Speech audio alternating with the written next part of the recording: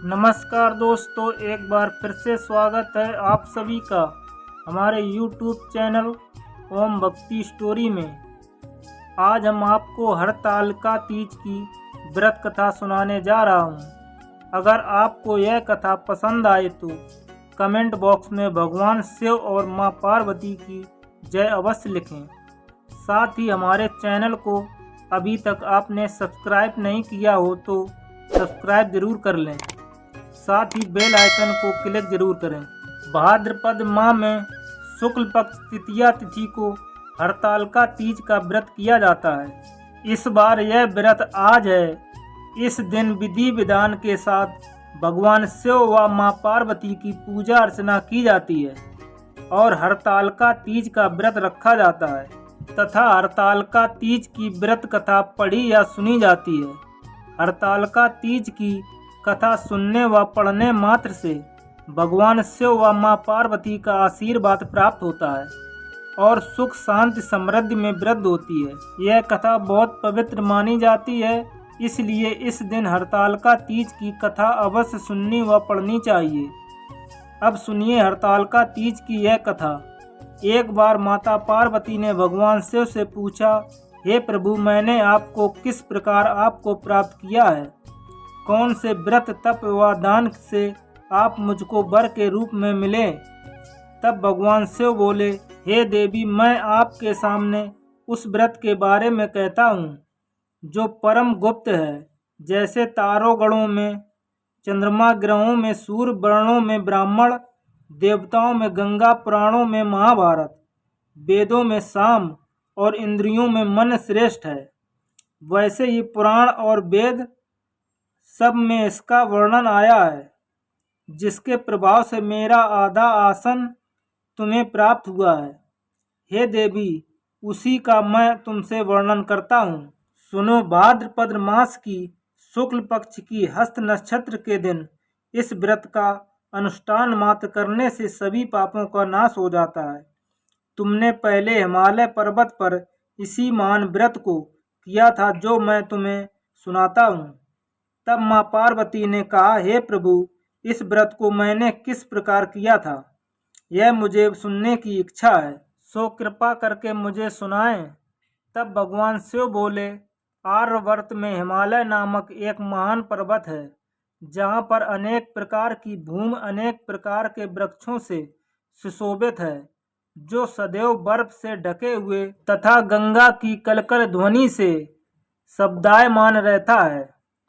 हे पार्वती, तुमने बाल्यावस्था में उसी स्थान पर परम तप किया था और 12 वर्ष तक के महीने में जल में रहकर तथा वैशाख मास में अग्नि में प्रवेश करके तप किया। सावन के महीने में बाहर खुले में निवास कर अन्न त्याग कर तप करती रहीं।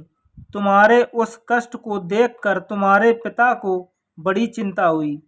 चिंता में वह सोचने लगे कि मैं इस कन्या का विवाह किससे करूं। तब एक दिन नारद जी वहां आए। तुम्हारे पिता ने देव ऋषि नारद का स्वागत किया और कहा, हे मुनिवर, आपने यहाँ आने का कष्ट कैसे किया? तब नारद जी ने कहा, हे गिरिराज, मुझे भगवान विष्णु ने यहाँ भेजा है। तुम मेरी बात सुनो। आप अपनी कन्या को उत्तम वर को दान करें। ब्रह्म, इंद्र, शिव आदि देवताओं में विष्णु भगवान के समान कोई भी नहीं है, इसलिए मेरे मत से आप अपनी कन्या का दान भगवान विष्णु को ही दे दें। तब हिमालय बोले, यदि भगवान स्वयं ही कन्या को ग्रहण करना चाहते हैं और इस कार्य के लिए ही आपका आगमन हुआ है, तो वो मेरे लिए गौरव की बात है। मैं अवश्य उन्हें ही दूंगा। हिमालय का ये आश्वासन सुनते ही देव ऋषि नारद जी आकाश में अंतर्ध्यान हो गए और भगवान विष्णु के पास पहुँचे। नारद जी ने हाथ जोड़कर भगवान विष्णु से कहा, हे प्रभु, आपका विवाह कार्य सुनिश्चित हो गया है। इधर हिमालय ने पार्वती से प्रसन्नता पूर्वक कहा, हे पुत्री, मैंने तुमको भगवान विष्णु को अर्पण कर दिया है। पिता के इन वाक्यों को पार्वती सुनते ही पार्वती अपने सहेलियों के घर गईं और वहां पर वह रोने लगी। पार्वती को रोते देखकर शैली बोली, हे देवी, तुम किस कारण से दुखी हो? मुझे बताओ, मैं अवश्य ही तुम्हारी इच्छा पूरी करूंगी। तब पार्वती बोली, हे सखी, मेरी जो मन की अभिलाषा है मैं तुम्हें बताती हूँ। मैं भगवान शिव को वरण करना चाहती हूँ। मेरे इस कार्य को पिताजी ने बिगाड़ना चाहा है, इसलिए मैं निसंदेह इस शरीर का त्याग करूंगी। पार्वती के इन वचनों को सुनकर सखी ने कहा, हे देवी, जिस वर को तुम्हारे पिताजी ने न देखा हो तुम वहां चली जाओ। तब देवी पार्वती अपनी सखी का यह वचन सुन ऐसे ही वन को चली गईं। पिता हिमालय ने तुमको घर न पाकर सोचा मेरी पुत्री को कोई दान देव या किन्नर हरण करके ले गया है। मैंने नारद जी को वचन दिया था कि मैं पुत्री का विवाह भगवान विष्णु के साथ करूंगा। अब ये कैसे पूरा होगा? यह सुनकर वह चिंता में मूर्छित हो गए। तब वह लोग वहां हाहाकार करते हुए दौड़े और मूर्छा दूर होने पर गिरिराज से बोले, यह आप हमें अपनी मूर्छा का कारण बताओ। तब हिमालय बोले, मेरे दुख का कारण यह है कि मेरी कन्या का कोई हरण कर ले गया है या उसे सर्प ने काट लिया है। पता नहीं वह कहाँ चली गई या किसी राक्षस ने मार डाला है। इस प्रकार वह कहकर गिरिराज दुखी होकर ऐसे कांपने लगे जैसे तीव्र वायु चलने पर कोई वृक्ष कांपता है। इसके बाद ही पार्वती तुम्हें गिरिराज से जंगल में ढूंढने निकले। तुम भी सखी के साथ भयानक जंगल में घूमती हुई वन में एक नदी के तट पर एक गुफा में पहुंची, जहां तुम अन्न जल का त्याग करके बालू का शिवलिंग बनाकर मेरी आराधना करती रहीं। उस समय पर भाद्र मास के नक्षत्र युक्त तृतीया के दिन तुमने मेरी विधि विधान से पूजन किया तथा रात्रि में जागरण किया। तुम्हारे इस महान व्रत से मेरा आसन डोलने लगा। मैं उसी स्थान पर आ गया जहां तुम और तुम्हारी सखी दोनों थीं। मैंने आकर तुमसे कहा, मैं तुमसे प्रसन्न हूँ। फिर तुमने मुझसे वरदान मांगा। तब तुमने कहा, हे देव, यदि आप मुझसे प्रसन्न हो तो आप ही मेरे पति हो।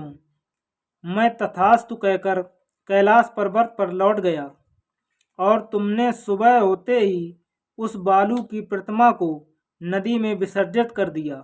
तुमने वहां सखी सहित व्रत का पारण किया।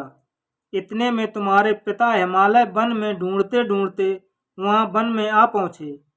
उस समय उन्होंने नदी के तट पर तुम्हें देखा तो तुम्हारे पास आ गए और तुम्हें हृदय से लगाकर रोने लगे।